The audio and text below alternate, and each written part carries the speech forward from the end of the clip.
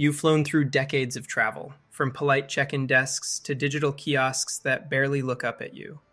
But here's the truth nobody says out loud. Modern air travel wasn't designed for older passengers. It's faster, louder, more automated, and quietly tougher on the human body than ever before. Yet, the system still expects you to adapt without complaint. Today, we're going to expose 15 travel secrets every passenger over 60 must know before flying. Truths that airlines, airports, and even flight crews rarely say out loud. Because if you know these, you won't just survive your next flight. You'll fly smarter, safer, and with your dignity intact. Number 1. The hidden danger in the air you breathe. Let's start with something invisible, the cabin air. It's drier than the Sahara Desert, 10 to 20% humidity, and every breath quietly drains moisture from your skin, eyes, and bloodstream. For passengers over 60, that dehydration doesn't just cause thirst.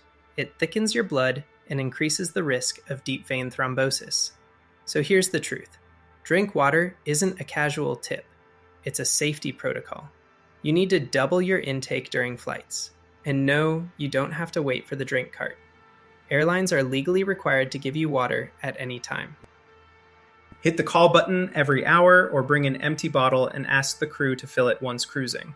You're not being needy, you're being smart, and maybe saving your life. Number 2, the small item that can prevent a big emergency. Here's something most travelers overlook: compression socks. They sound medical, even unnecessary, but inside a pressurized cabin, they're pure science. At altitude, blood naturally pools in your lower legs. Combine that with hours of sitting still, and you've got a perfect recipe for swelling, stiffness, and even clotting.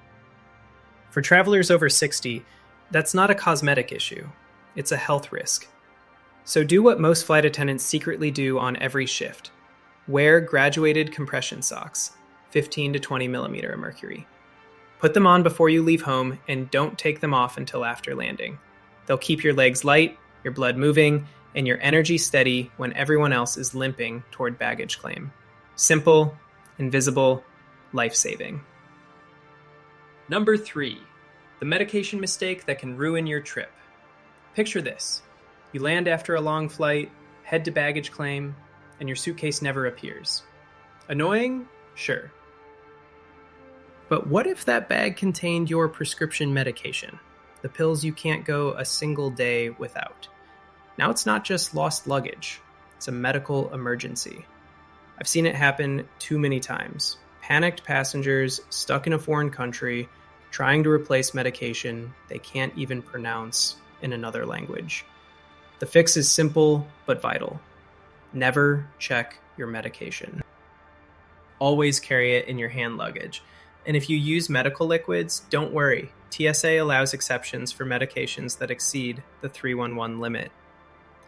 One more tip most travelers don't think about. Keep a printed list of your medications and dosages in your wallet. If something happens mid-flight and you can't communicate clearly, that small piece of paper can literally speak for you. It's not paranoia.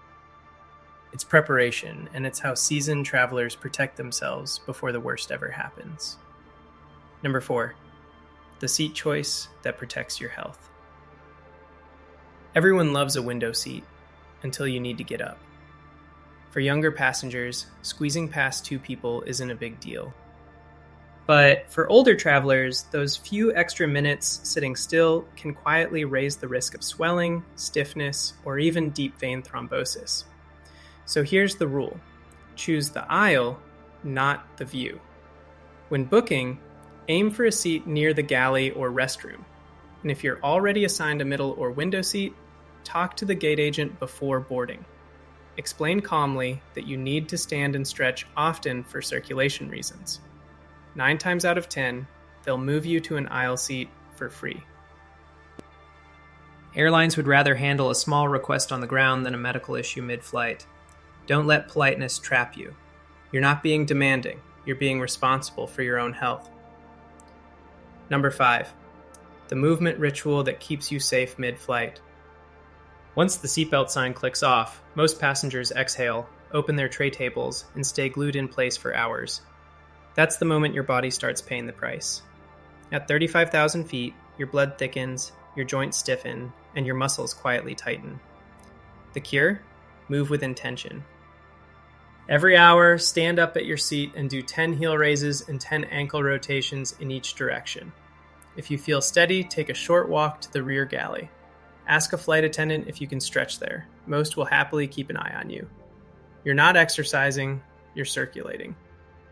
Those tiny movements keep oxygen flowing and prevent that sluggish, dizzy feeling that hits the moment the plane lands. Remember, planes shrink the world, but they don't have to shrink your mobility. Number 6, the free airport service that feels like business class. Here's a secret most airlines quietly hope you never learn. You don't have to be disabled to request a wheelchair or escort service through the airport. If you have trouble walking long distances, standing for long periods, or navigating massive terminals like Dallas, Atlanta, or Heathrow, you're fully entitled to this free, federally protected service. When you request it, you're met at the curb and guided all the way through check-in, security, and straight to your gate. No rushing, no confusion, no pain. You even go through a special, faster security line and get priority boarding. No upgrade required. Just ask for wheelchair assistance when booking your ticket or call the airline at least 48 hours before departure. You'll skip chaos and conserve energy for what really matters, your trip, not the trek. You're not asking for pity. You're using the system the way it was designed for you. Number 7, the security shortcut no one mentions. If airport security feels more like an obstacle course than a checkpoint, you're not imagining it.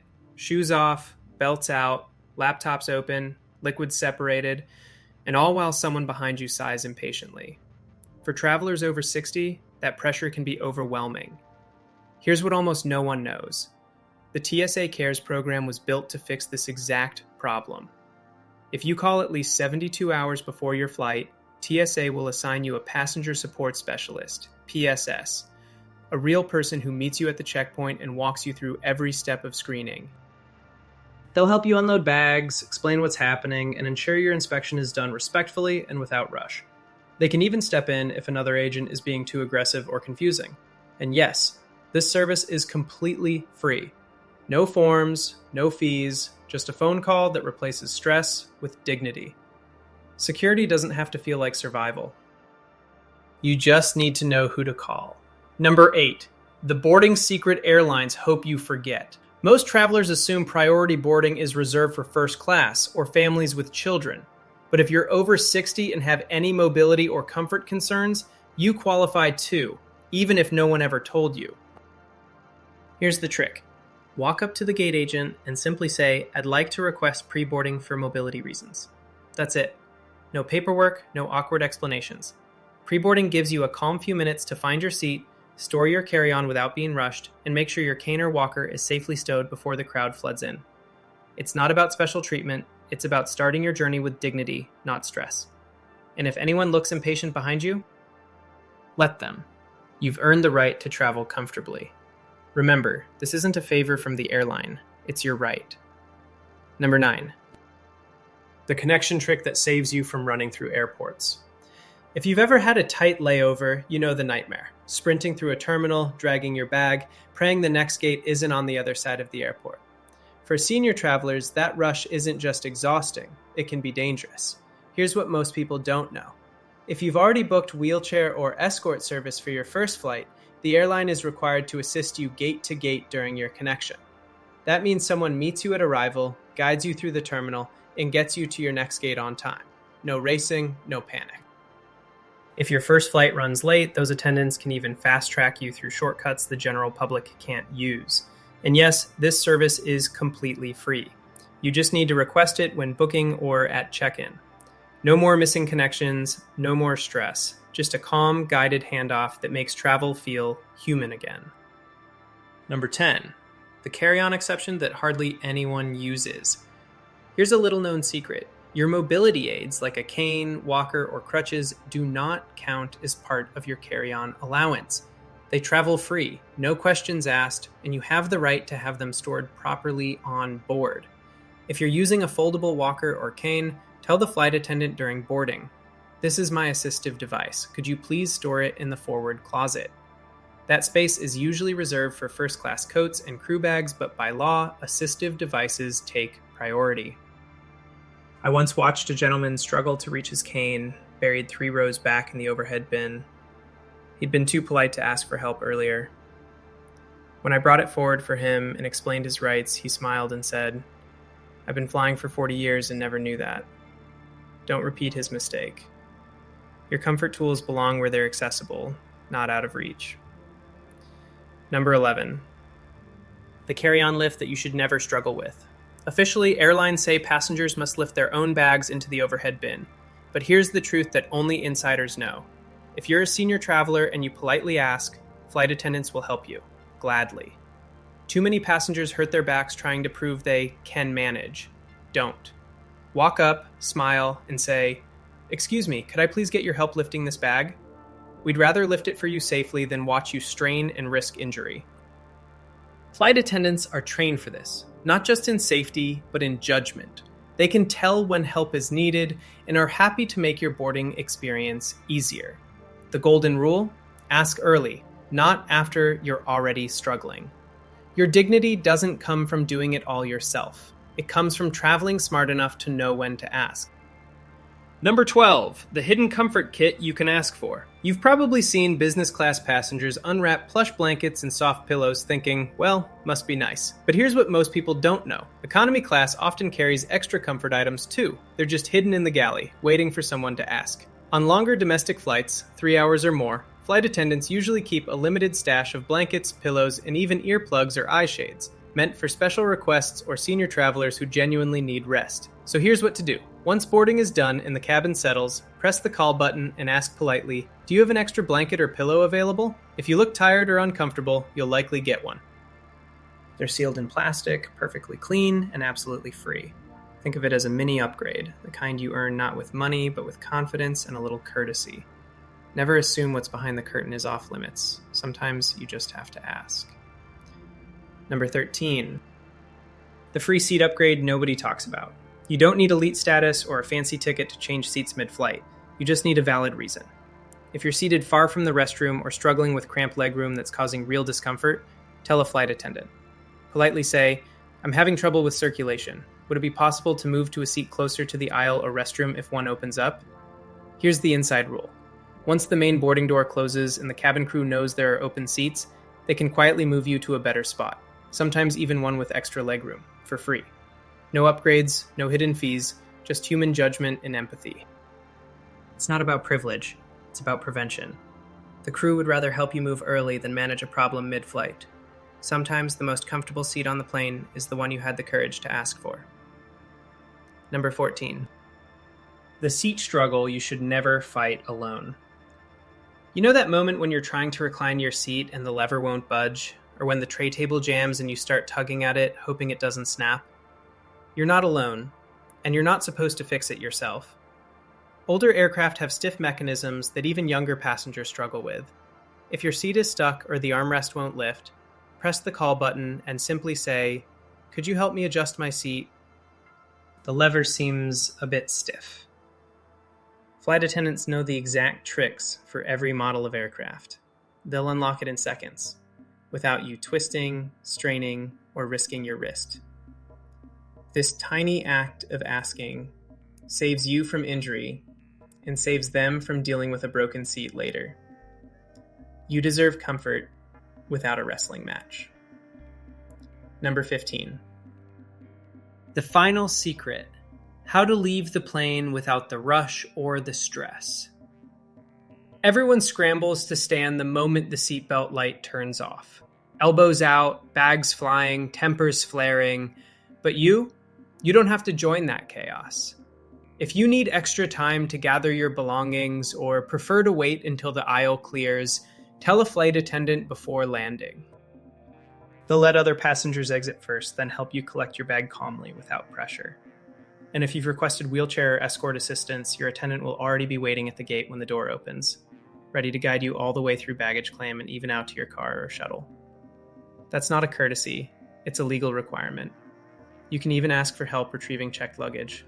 The service covers the entire journey from airplane door to destination curb. Think of it as the full circle benefit of traveling informed. You board first, move easily, fly safer, and leave last, with dignity and zero stress. Because smart travelers don't fight the system. They learn how to make it work for them. So there you have it. 15 little-known rights, hacks, and protections that can completely transform the way you travel after 60. Not one of these tips is about privilege. They're about knowledge. Because the truth is, airlines rarely announce what you're entitled to. And silence costs travelers their comfort every single day. When you know how the system really works, you stop being just another passenger and start flying like an insider. You'll never quietly suffer through another cramped flight, dehydrated, exhausted, or ignored. You'll ask for what you deserve, politely, confidently, and with zero guilt. So before your next trip, save this video. Share it with someone who still thinks being polite means staying silent. And if you learned something new today, tap that like button and subscribe. Because here at Avoid Flight Bans, we uncover the secrets airlines don't want you to know. Flying after 60 shouldn't be about survival. It should be about freedom. And now, you've got the map.